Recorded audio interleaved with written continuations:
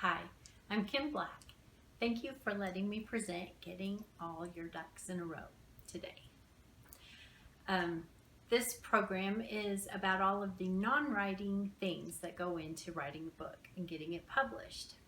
I have self-published 6 novels. My first novel was originally traditionally published through a small press. And one day I got an email that said he was going out of business, and in the email it had a date that my book was going to go out of print, and I had about 60 days to either self-publish my book. All my rights came back to me, or it was just going to be gone. And so I took a crash course in learning how to self-publish and all of the things that you've got to do ahead of time before your book is ready to go.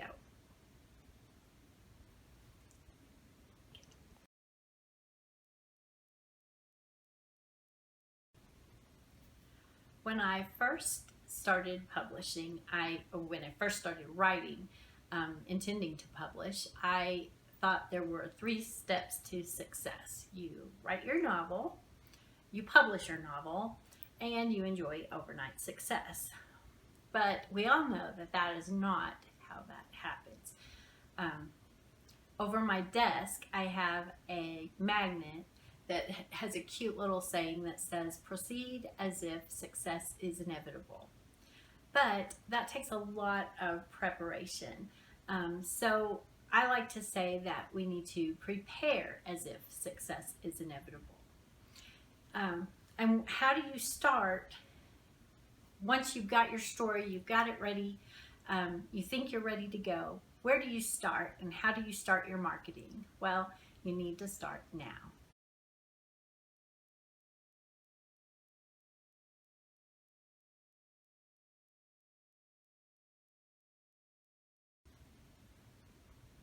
So what do you absolutely positively need for your book?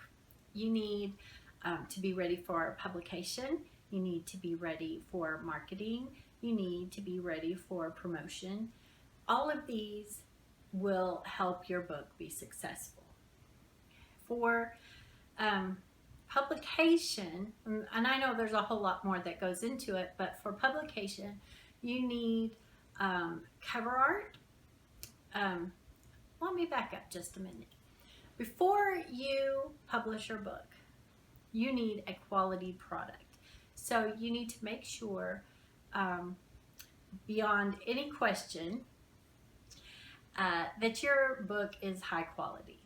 And what does that mean? That means that you have gone through the writing process. It makes sense. You've got your character arcs, your story arcs, all make sense. That's all logical. It proceeds correctly, obviously. You need to have self-edited.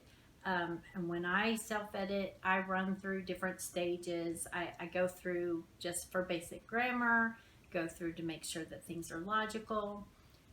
I also go through for sensory imagery. I go through and check that not necessarily on every single page that there's 5 senses, but I like to make sure that on every page there's a sense that is one of the 5 senses that is part of the story, because I feel like you're going to get a better story that way. After I've done that, I go through and I look at the pages just visually. What does that look like?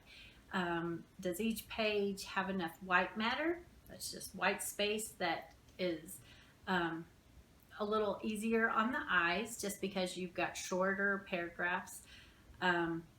It's okay to have long paragraphs, but your whole page shouldn't be a whole long paragraph. And I go through that stage. But I also hire a professional editor. And I would say that you should never, ever, ever, ever, ever, ever, ever, ever, ever, ever publish a book that has not been professionally edited. There are so many good editors out there. Most of them, their prices are reasonable.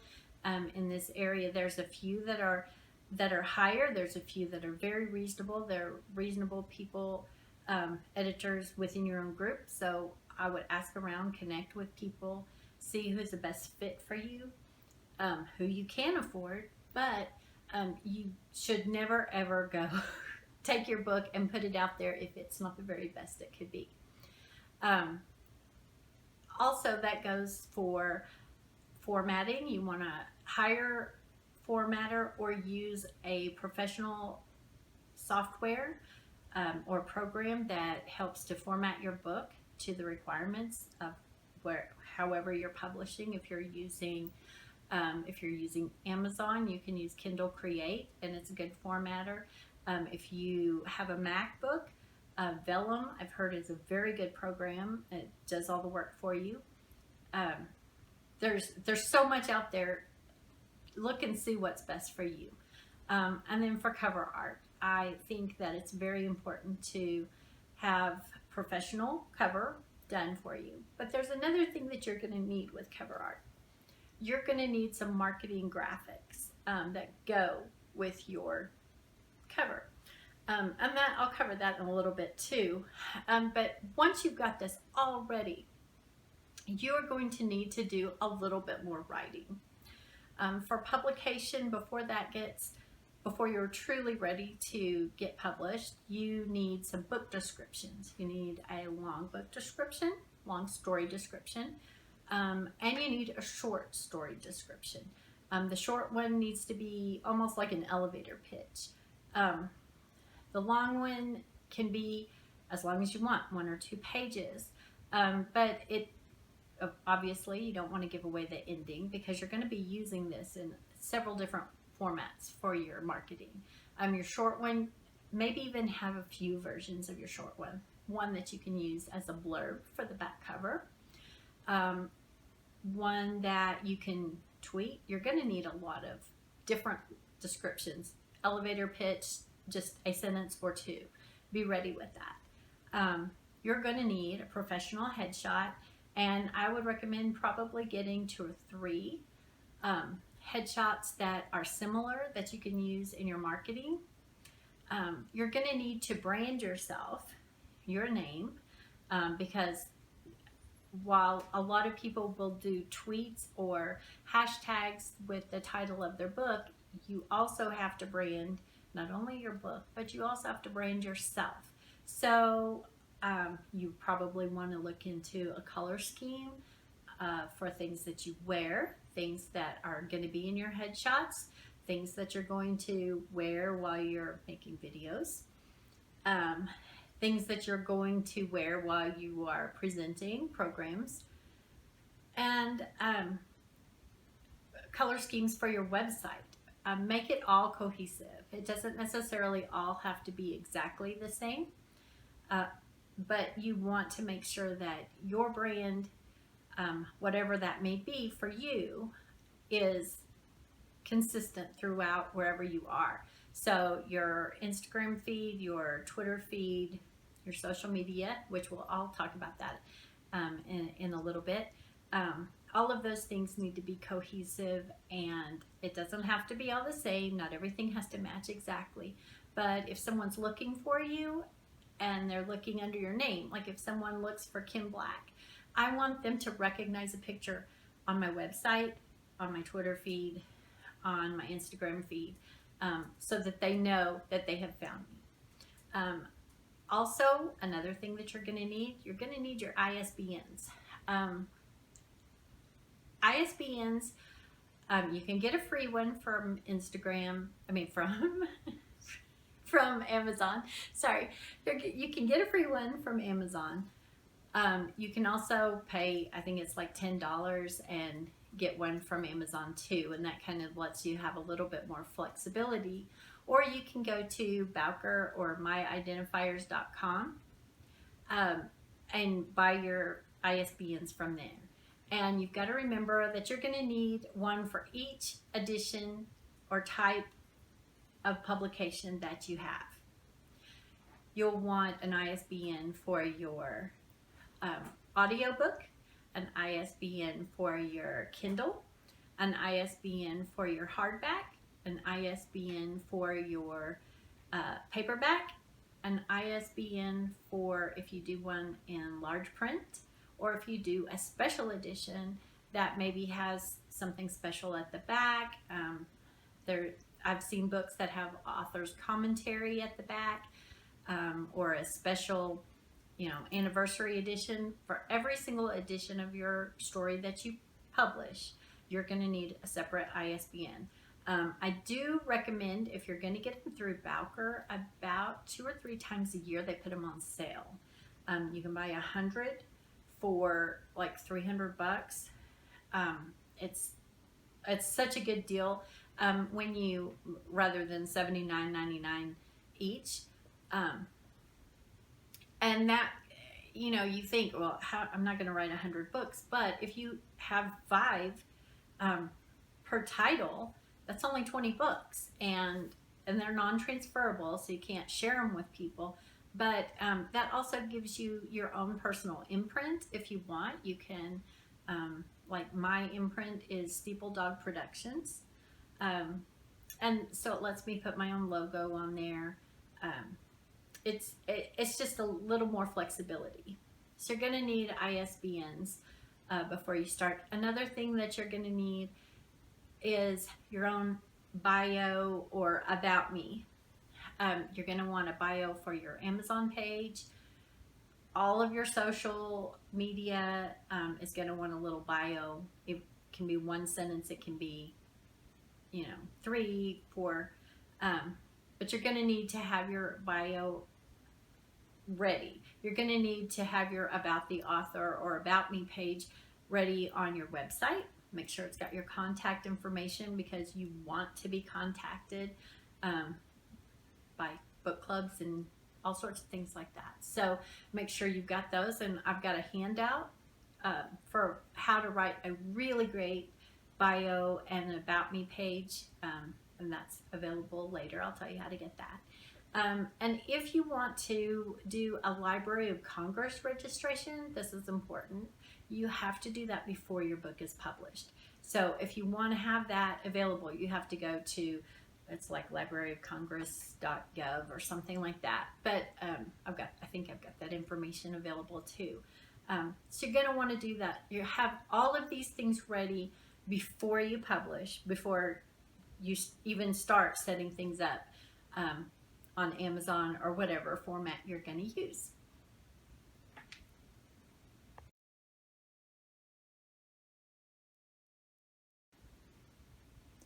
Okay, so that kind of covers what you're going to need just for the act of publishing your book. That just covers the basic things that you're going to need just in that realm.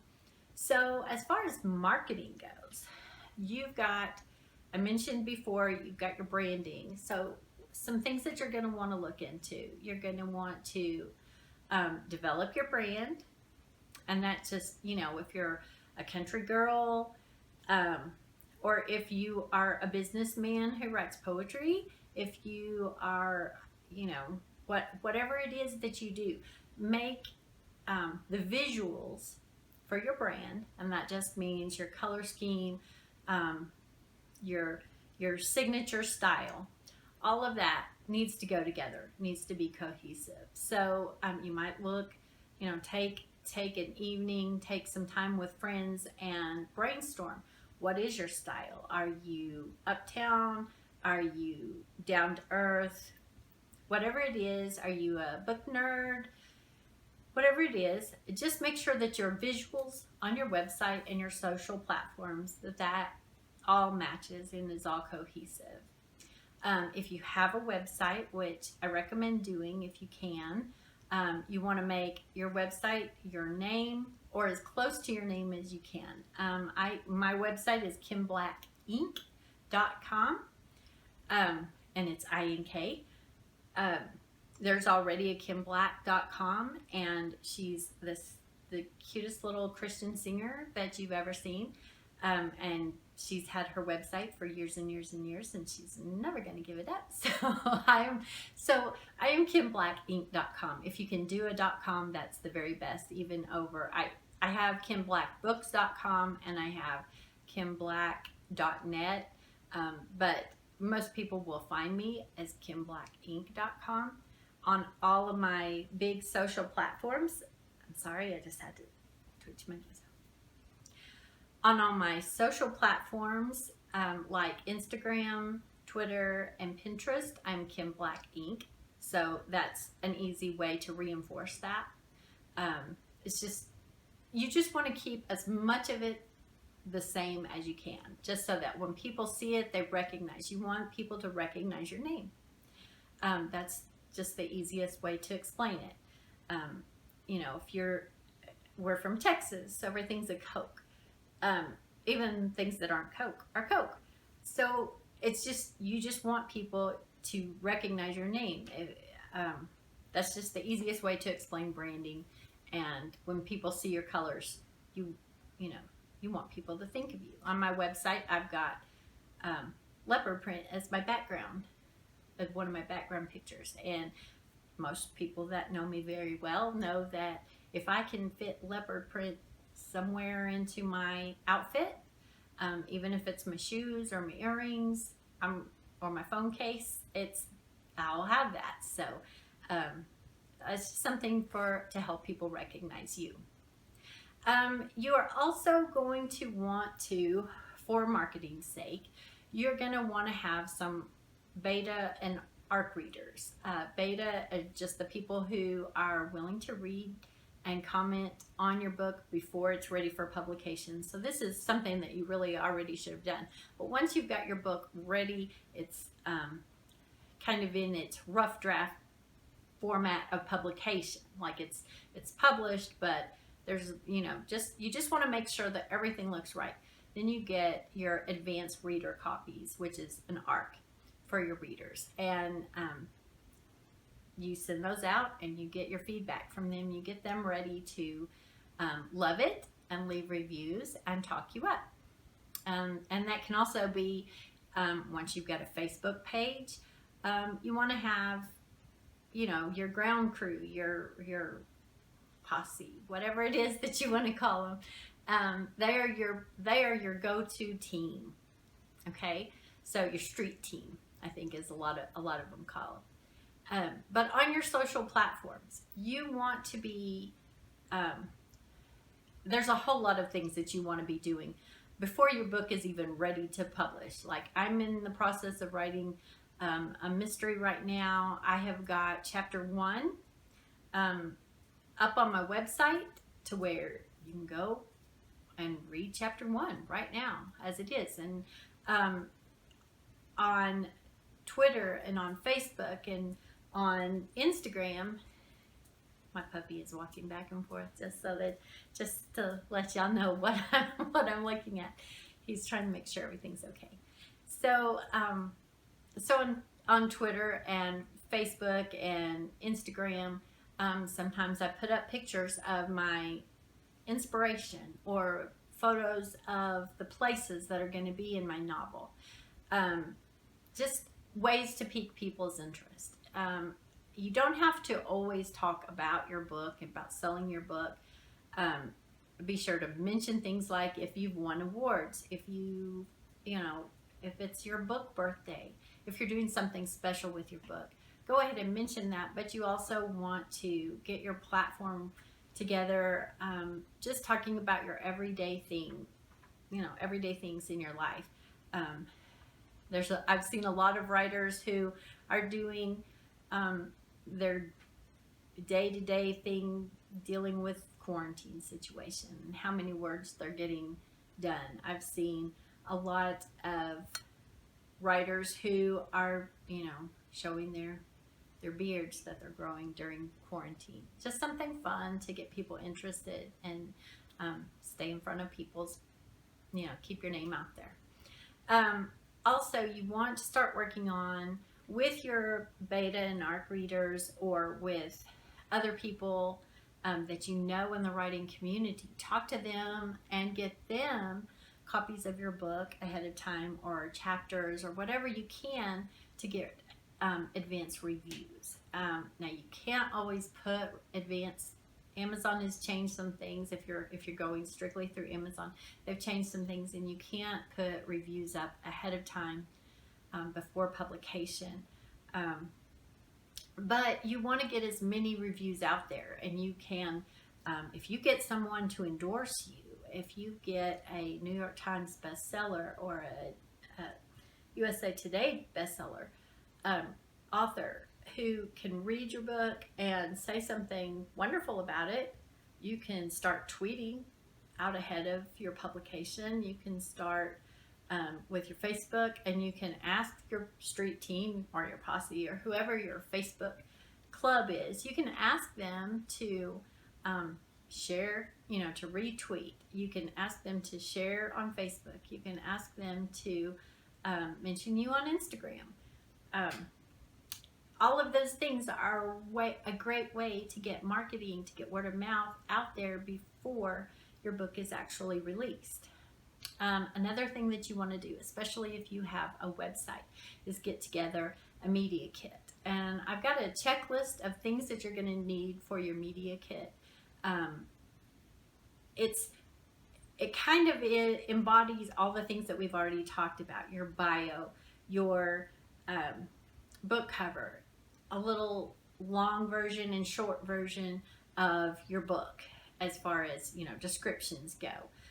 It's got your headshot. It's got dates that it's going to be released. If you know the date, at the time that you know your release date, you should get a media kit together right at that point, and then put that into a page. It doesn't have to be a searchable page, but you need to put that into a page on your website, and you can share the link to that page, so that if you're doing a program, if you are going to be at an event, that you can share that with whoever. If you've got a book signing, get a media kit ready to where the booksellers will have your all of the information that they need to put together any kind of flyer or poster about that. And then you also need to get a newsletter together. And newsletters have a lot of pros and cons. It's hard to get people to sign up for a newsletter because if you're like me, you may get 30 emails every morning when you wake up, and that's just when you wake up. That doesn't even count all of them that you get throughout the day. But if you wake up to 30 emails, there's a whole lot of deleting going on, just because is it important that day. So if you're going to have a newsletter, don't send it out every day, because if people get into the habit of deleting your newsletter, that's a bad thing. But if you send it out once, twice a month, I think that's a great thing, because people go, oh, hey, hadn't heard from her in a while, hadn't heard from him in a while. I'm going to check out and see what they've got. And especially if you can put a catchy email subject line, that's kind of your headline. So you want that to be something that people go, oh, what's going on with that? And I've got some ideas that I'll talk about later about building up your newsletter subscription list too.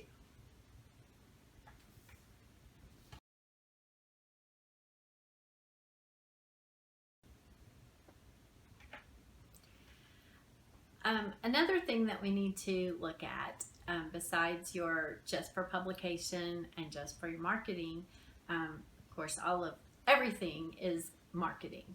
So another thing that we want to do is, what are some things that will help us to be extra successful? And it's easy to say, well, be on Instagram, be on Twitter, be on Facebook.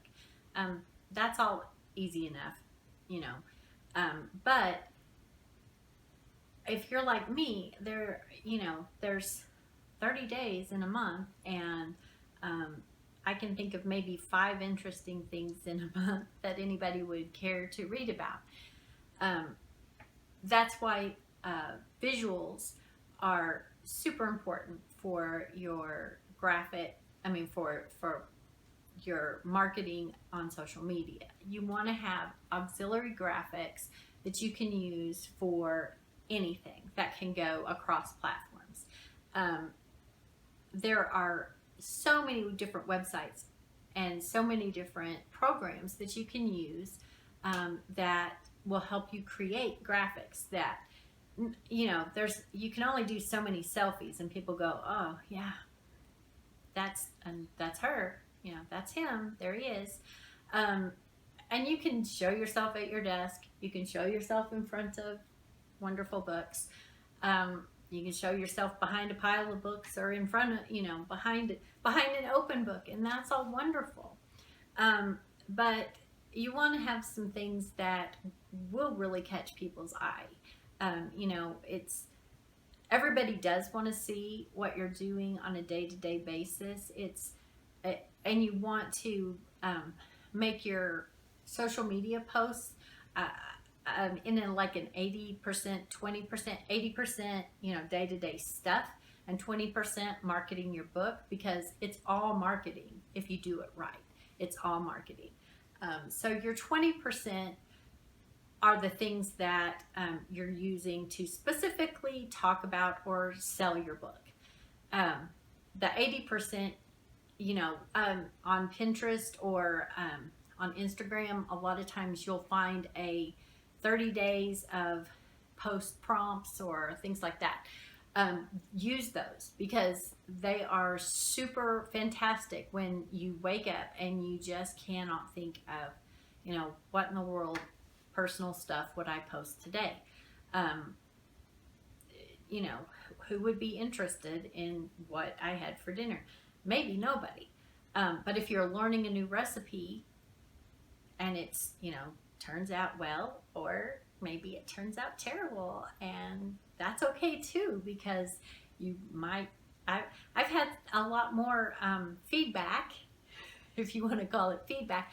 I've had a lot more feedback from my flops than I have for, you know, things that went well. So anything like that, use, because it is all marketing. If you can make that fit your brand, and even if you can't, use it, because that's okay. That's still branding if you get people's attention.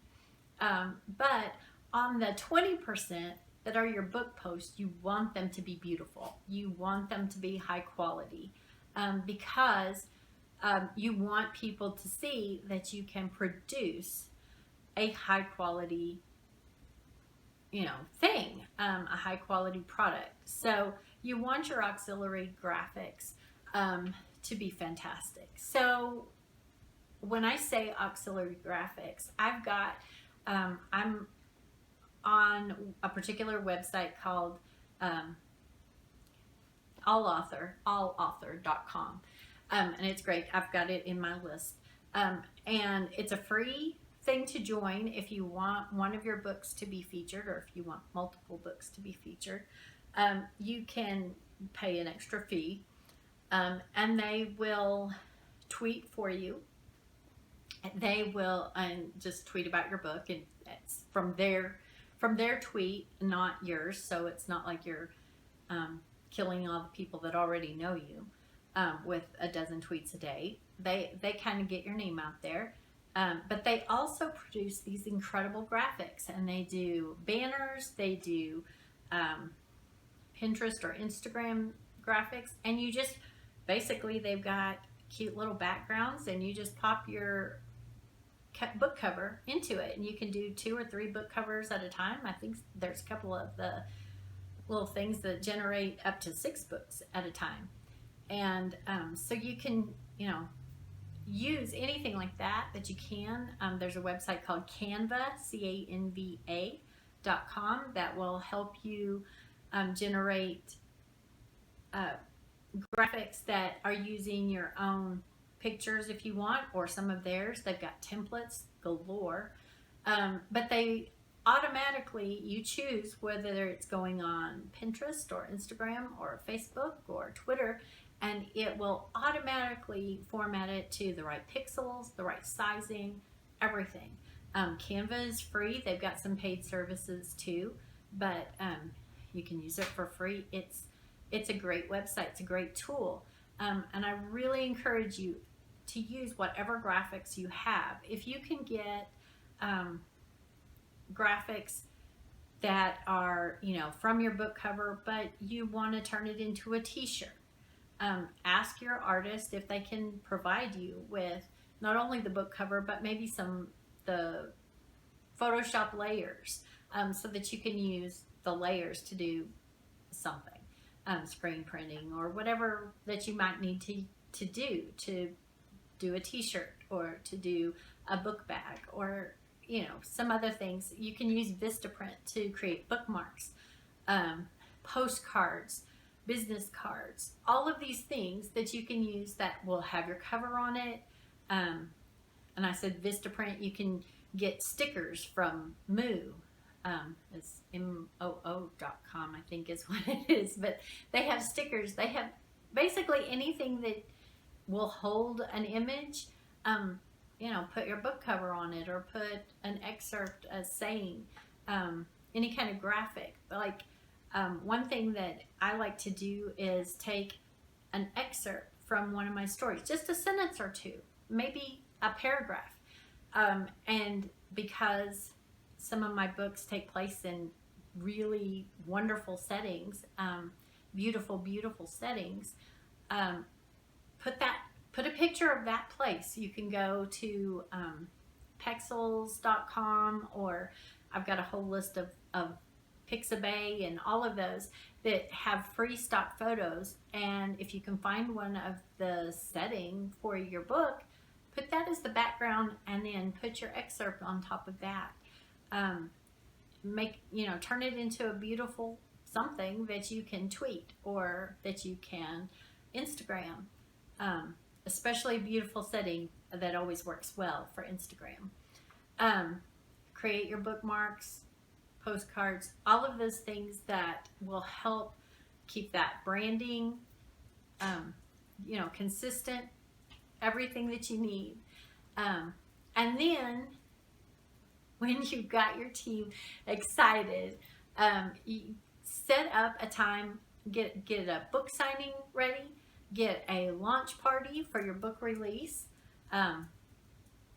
get some sort of book promotion plan going, get your schedule going. So you can do a countdown to your book release, get that on the schedule, get people talking about that, get your following behind you on that.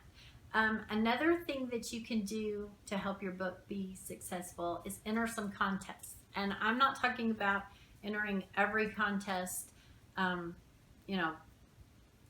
you can find, because some won't do anything for you. You don't want to spend a huge amount of money. You want to do something that is just a nominal fee or free to enter. But if you can win a few awards, suddenly you can write on that book, award-winning book, and put the name on that. Some of them send stickers, some of them, all of the things that you can use, medallions on your website, anything like that. You are, once you've won an award, you're an award-winning author. So use that to market. It's just an easy thing that you can do.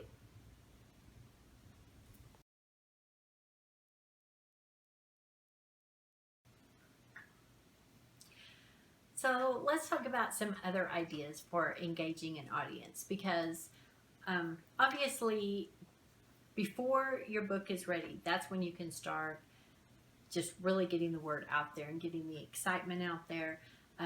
You want there to be buzz about your book that's coming out. So you really want to do what you can to get people engaged, get people talking about the characters you've created, about just anticipating that release date. So some ideas that you might look into is maybe doing some Facebook Lives, doing some recorded videos, whether they are interviews or whether they are, I saw one was so cute. The author was interviewing her main character from the book. And so she had just her author regular, what she would wear on a normal day as an author. and she had her glasses on, and then she was dressed up as her character, and she had on a wig, and it was a movie star or something as her character, so she had on, fancy outfit, sunglasses, it just went all out, and she did it in a back and forth way. It was the cutest thing. Anything like that you can do to get a little buzz about your story, if that's something that would fit with the branding of your website, with your branding, and with the look of the book, the style of the book, go for it. Anything you can think of that would get people to, want to watch a video, do that. There's also several websites that will do interviews with you. They will send questions to you.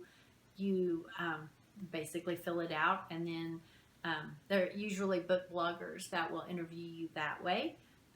Anything like that you can do, it's a great opportunity to get your name out there. Another thing that you might consider, besides your regular tweets and posts and newsletters, if you have a blog that you can regularly keep up, do that. Just post about the process of writing, if you can do that, or about things that come up, hiccups along the way. What quarantine does to your book writing, what if you're sick, if you lost someone, what that, how that affects your writing, can be it may seem very personal, but that may be just the connection that someone needs to really get, make that connection with you as an author. Another thing that you might do is a blog tour, where you can be on several different blogs. Different groups will have opportunities that you can sign up for a blog tour. You can do a blog swap or a newsletter swap, where in your newsletter you feature another author and you talk about how excited you are about their book, and they do the same for you in exchange. It doesn't even have to be at the same time, or consecutive weeks or whatever. You can do it, and I have a friend, Rick Treon, that I was able to feature his upcoming release in one of my newsletters to help him build a subscription base. And when my next book comes out, he is going to do the same for me. And it's just something we've got a lot of the same audience.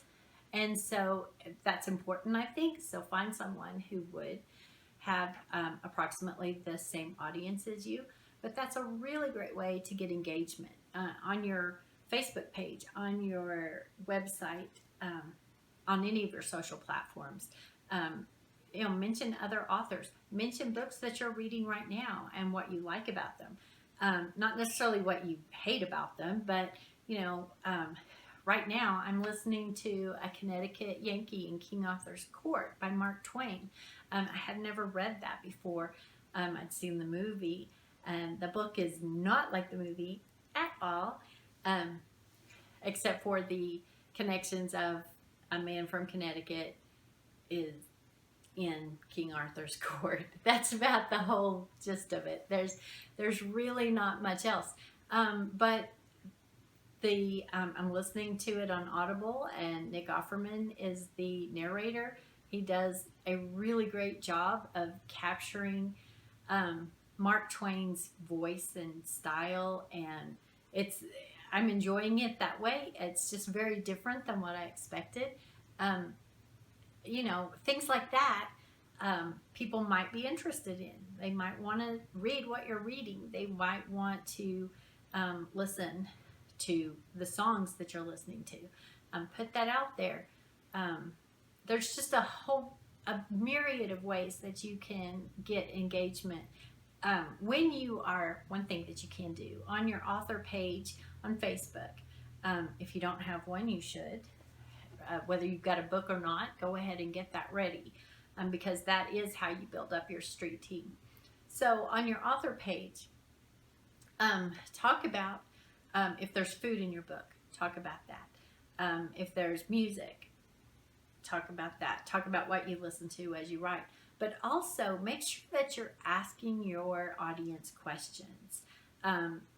You want to get a whole bunch of them, um, you know, answering. You want to get a whole lot of engagement, because when you do that, it's not just for buzz or getting people excited about it. That is, of course, the main goal. But anytime that you get engagement on a post, whether it's on Twitter or whether it's on Facebook or Instagram, the algorithms, it's basically just the way the program reads how popular your post is. Okay, so if you get a whole lot of engagements, if you get a lot of comments, if you get a lot of likes, if you've got people responding to you, that counts, and that will raise you up in visibility. So it is all about being visible, whether it is a post about the kinds of marshmallows you like when you make s'mores, or whether it's a post about your main character of your book. It doesn't matter. You're going to be more popular in the, not in the junior high way, but more popular in the way their computer programs read your posts. They're going to become more popular and more visible. So more people will see them. You know how you get on Facebook and you go, oh, I see the same 11 people and their posts all the time, but I have 800 friends. How come I'm only seeing 11 people's posts? That's because their posts are getting more engagement. And so that's part of it. So you want to be as engaging as possible whenever you're on any social media.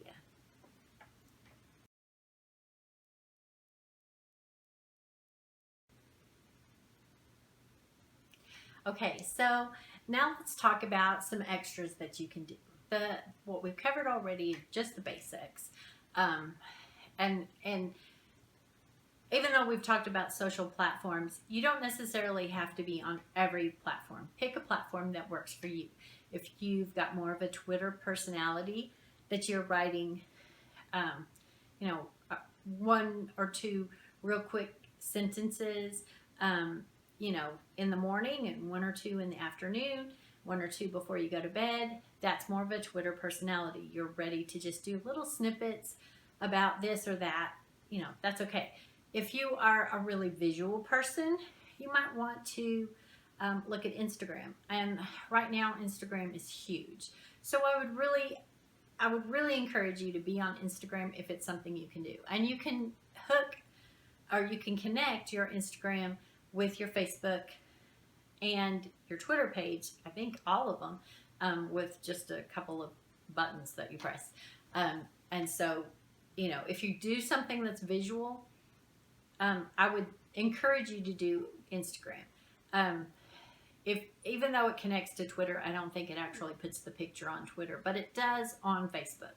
And you can connect it to your Facebook author page. So if you've got an author page and a personal page, you can do one thing on personal stuff and one thing on your author page, something different. It doesn't have to be the same. So on Pinterest, I've got a Pinterest board for every single one of my books. So it's got the characters with the celebrities or just individual photos of people that I can see playing those parts if it was a movie.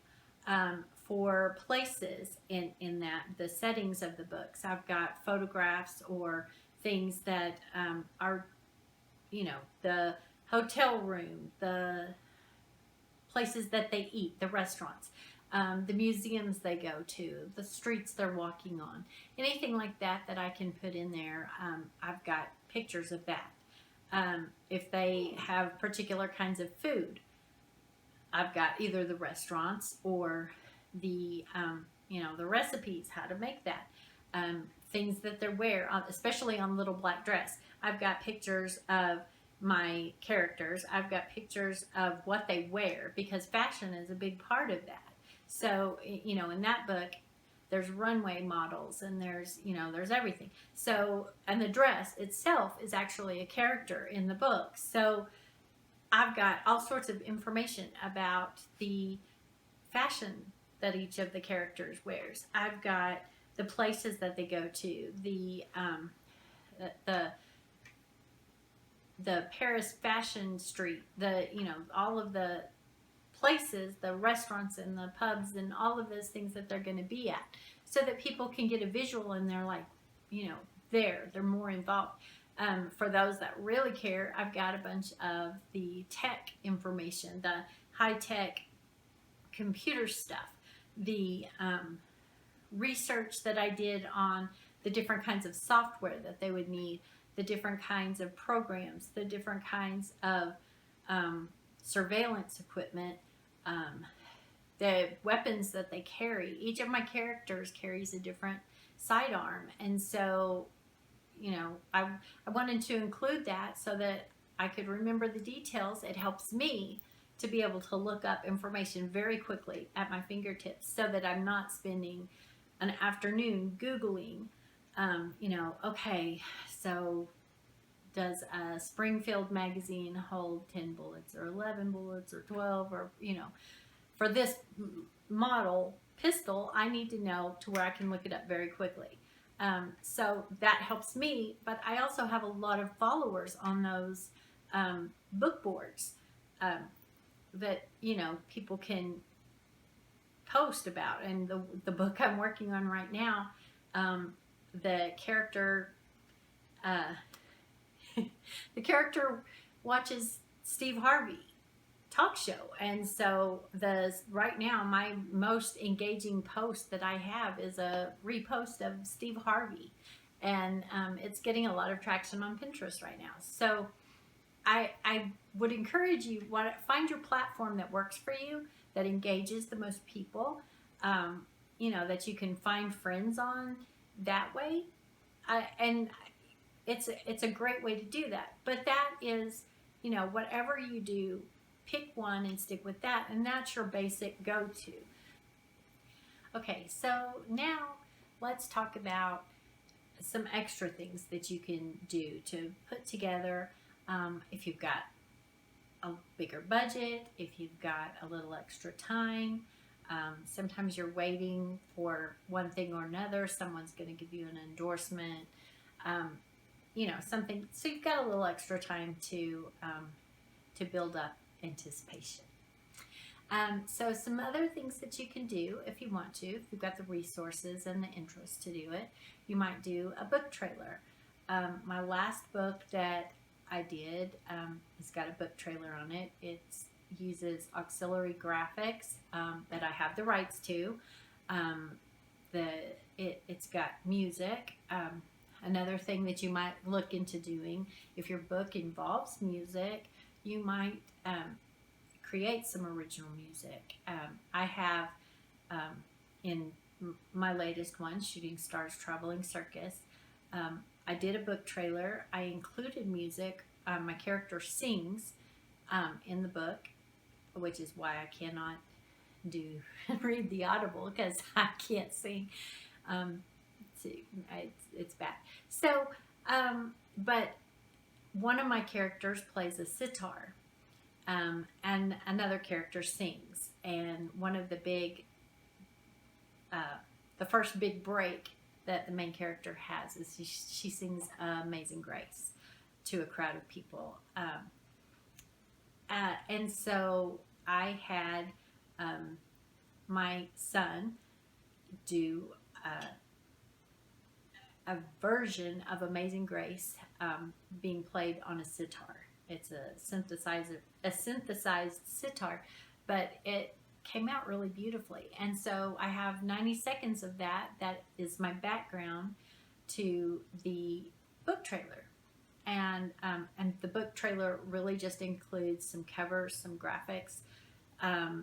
It's got the short version, the back of the book blurb, that runs as graphics through, you know, through the story, on the video, and it's a 90-second video. If you want to do that, if it's something that you can put together, it did not take me that long to put it together. I did it in Movie Maker. It's not by any stretch of the imagination, a movie trailer, but it's interesting, and I've had a lot of likes on it. Another thing that I do is I create QR codes on all of my books. I've got on the back cover, I'll do a QR code. It's very easy to create these. There's free creators, and I've got that in my resources. But you create these, I stick them on the back of all my books. I could have the books printed with it if I had the graphics in time. But that's something that would be really easy to put on anything, bookmarks, anything like that, that will direct people back to your website.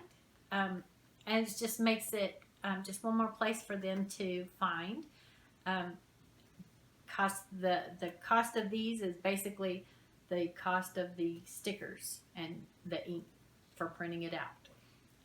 That's an easy thing, and I recommend doing it. Again, if you've got some original music that you want to put on your website that relates to your book or your branding, go ahead and invest in that if it's not too expensive.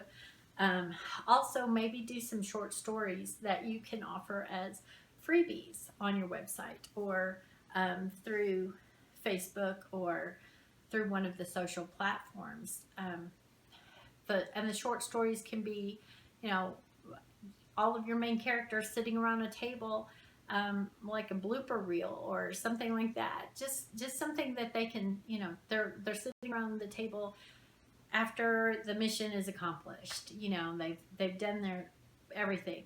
It could be something as easy as that. It could be, the first conversation that you don't have in the book, the first conversation between two characters, or as the book starts to gain traction out there, and you get feedback from people. Oh, I wish that they would, I wish there was something romantic between these two characters.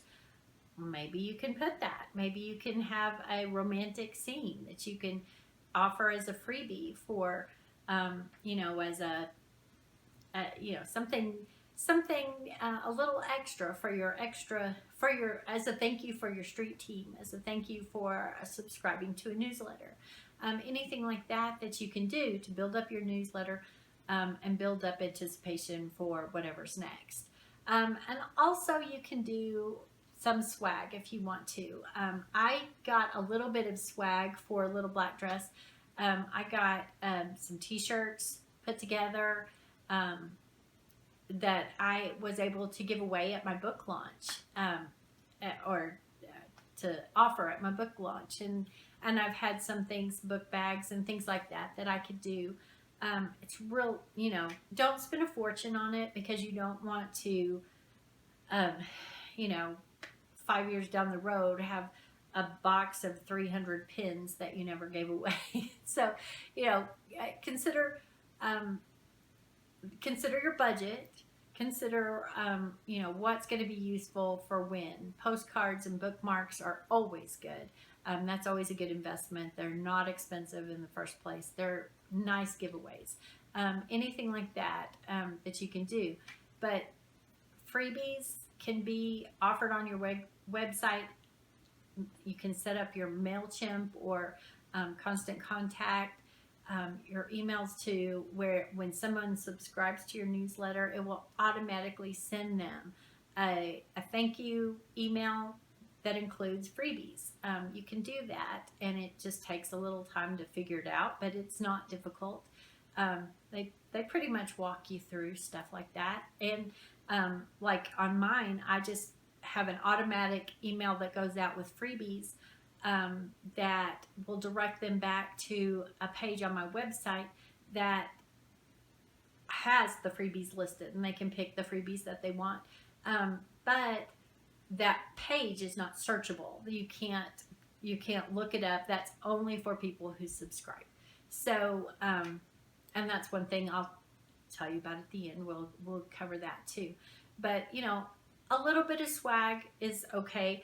A little, if you want to spend money on music, If you want to spend money on book trailers, then have it professionally done.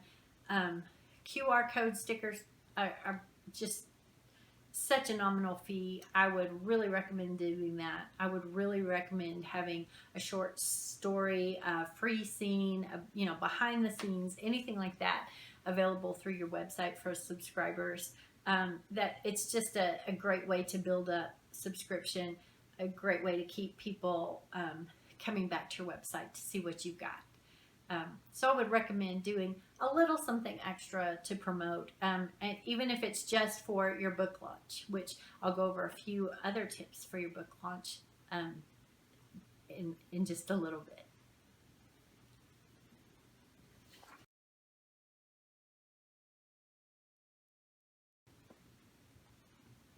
Okay, so one thing that I would suggest, that a lot of websites have, oh, you've got to have this, you've got to have that. I would recommend you not to waste your money on promotional website that groups that want extra money for everything. So like I had mentioned All Author before, I have a 1-year promotional thing with their website that they do the book tweets and everything, but that's included in the membership fee that I've got with them, and it's not a huge membership fee. And I would always recommend look and see if they have sales and coupons for things, for any promotional website that you have. But there are a lot of them that it's like $150 to join, and then that's for the basic package. And don't waste your money on that, because you're never going to get that money back unless you've got a blockbuster. And if you've got a huge blockbuster, you probably don't need them in the first place. So also don't waste your money on paid reviews. The exception being Kirkus, and that's even just a maybe. It's any place that says that you can pay them for a review, they usually want somewhere between $100 to $350 for a review. Get other reviews somewhere else. Ask, I'm not saying just ask your friends. Don't ask your friends and your mom only. But if someone comes to you and says, I've read that book, I really enjoyed it. You're out at a marketplace or something doing, selling books, and someone says, oh, I've done, just say, oh, thank you so much. I really appreciate that. Would you mind going on to Amazon or Goodreads and leaving a review for that? That would be such a tremendous help for me. Most people are kind, and they will, if they realize how much reviews matter to you, they'll go ahead and do that. So I really recommend don't pay for that. Another thing that I don't think you should pay for is if you're going to enter contests, enter as many as you can, but don't enter contests that are super expensive. Don't spend hundreds and hundreds of dollars of your marketing budget entering contests, because there's too many out there that have a nominal fee for a big reward. And while contests are great, and a lot of them will give you feedback on your writing, and I really encourage you to read that and consider it.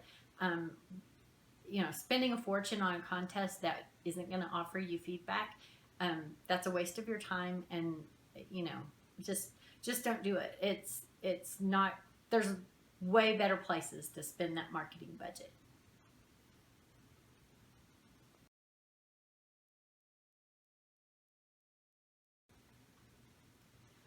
Okay, so where should you spend your cash? First of all, get yourself, for every book, a professional book cover, professional editing, professional photos. Spend your money on making your book better. That's where the bulk of your money should be spent. Spend your money on good software that makes your book better, whether that is formatting software, whether that's editing software. I have the paid Grammarly, and it is worth every bit of the money that I pay for it. It's just amazing. It's good. And I can, I know before I let anybody else see something that I really do actually know how to spell. I know the difference between there, and there. And there, there's so many things like that that can slip through so easily. So please, please, please, spend your money on what will make your book the very best. Okay, so look at the advertising that catches your eye. So if you are scrolling through Facebook, if you're scrolling through Instagram, and you're stopping and looking at ads because they're catching your eye, the chances are other people are too. So consider spending money on advertising that will catch someone's eye. If you've got good graphics, if you've got those professional looking photos, use those in book advertising. Um, and spend a little bit of money on that if you feel comfortable, if you've got something that really hooks people. Another thing right now, if anybody who's been through this quarantine knows, there's a lot of reading going on, but there is also a lot of audiobook listening going on right now. So I would suggest investing what you can in an audiobook producer. If you're using Audible, consider going on ACX and putting your book up for audition. I will tell you, if you select a producer that is with SAG, the Screen Actors Guild, or their minimum finished hour price per finished hour is $250. So it's a little chunk of change that you've got to put into it. But if it's something that really translates, that you really feel like an audiobook will do well, consider doing that. Put your money into that, and save up for it. It is something that could turn out for you very well. So consider that in your budget right from the beginning if you can. If you've got a great voice, you can record it yourself, but ACX, which is the Audible upload and how to get producers and everything, they have certain quality control standards that you have to meet. So you really need to get into that and understand that before you just record something in your closet and then say, oh, it's done. Look into what it takes to do that. There could be a little bit of an investment in that, but consider that, because that is a huge platform right now, and I think it's one that is only going to grow as time goes on.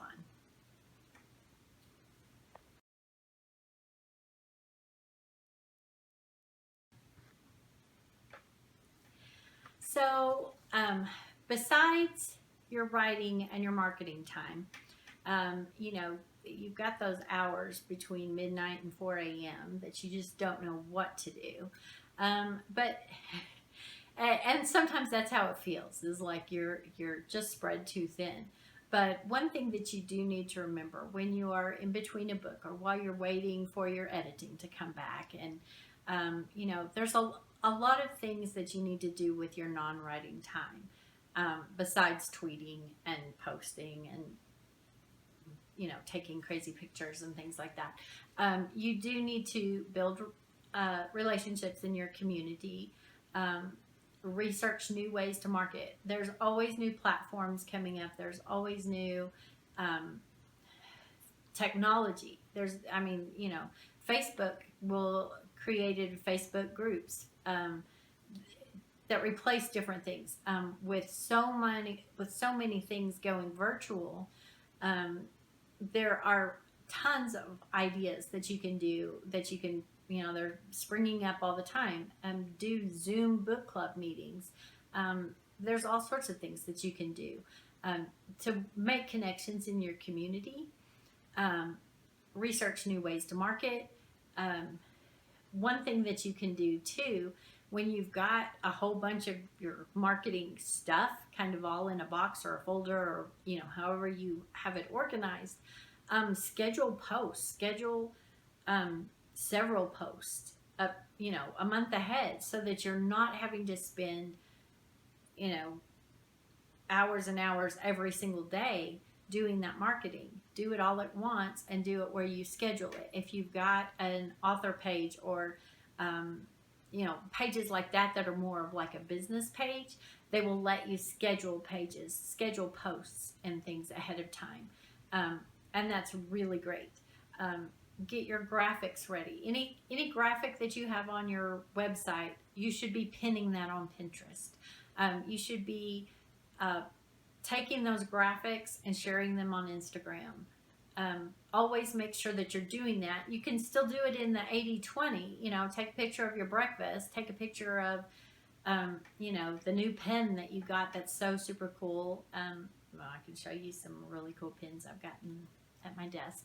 But there's 100 things that you can share, but also make sure you're sharing your graphics too. You also need to be connecting with other authors. Have your critique group that you stay in contact with, whether it's, if you can't meet face to face, do Zoom, have a Facebook group just for your critique group that you can share posts with, that you can brainstorm together in a real quick, easy way. Take classes, take workshops. There's tons of online stuff. I did the year subscription to Masterclass, and I love that. It's 3 hours per class, and I've only taken a few, but you look at it and there's tons of writers on there that are amazing, that are sharing their wisdom. There are other people too. I was watching one about learning how to make tortillas, and I'm probably not going to make my own tortillas tomorrow, but you never know. And if I write a book about somebody who makes tortillas, I may need to know that. So, and why it's important to use heritage corn, or whatever. So it's a great way to keep learning, and also offer classes and workshops, do videos just like this, and there are all sorts of things that you can do to take up your time, keep your mind focused on your writing and keep marketing.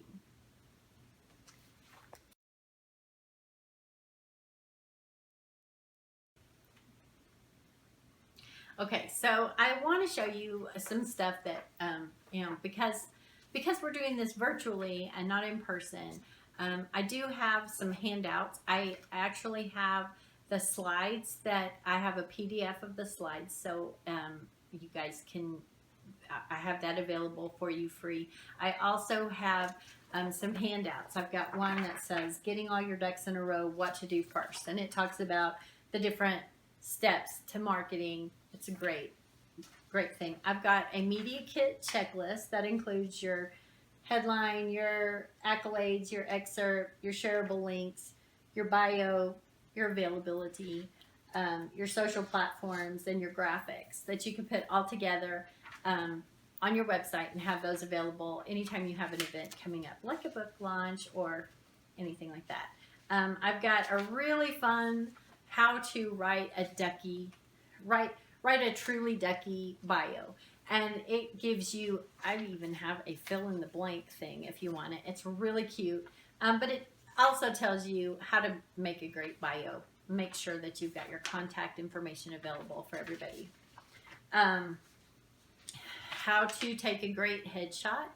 And this is put together from a whole lot of photographers.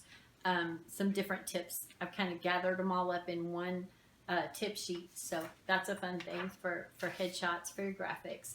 I've got a checklist for your book signing, to get your kit together for everything that you'll need for your book signing. And I've got a to-do list for a great successful book launch, and that's where you're going to use your swag. That's where you're going to have a huge party, and you can do a book launch party in person, or if that's not available, you can do a watch party kind of thing on Facebook. Have a big virtual party that way. Also, I've got a ton of resources. I've got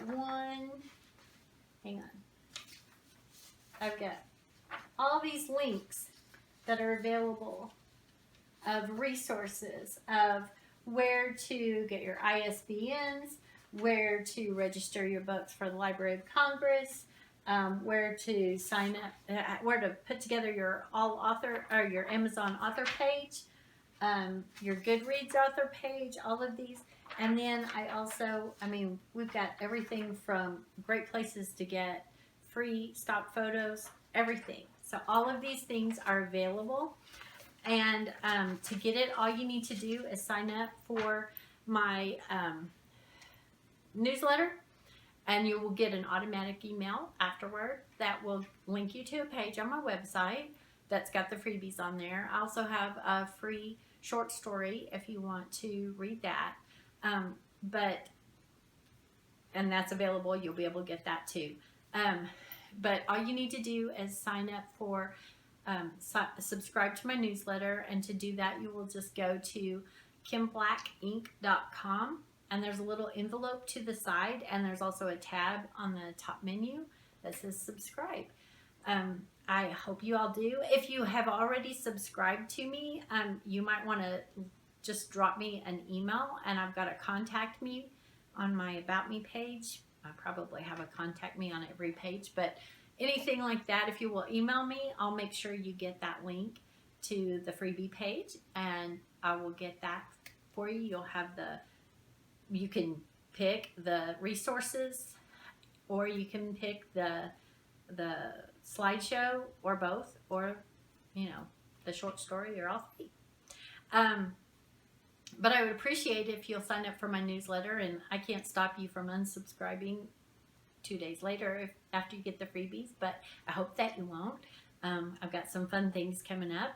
I'm excited about it, and I thank you very much for taking the time to listen to me today. And if you've got any questions, just email me at kim@kimblack.net, and I'll be happy to answer any questions that you have.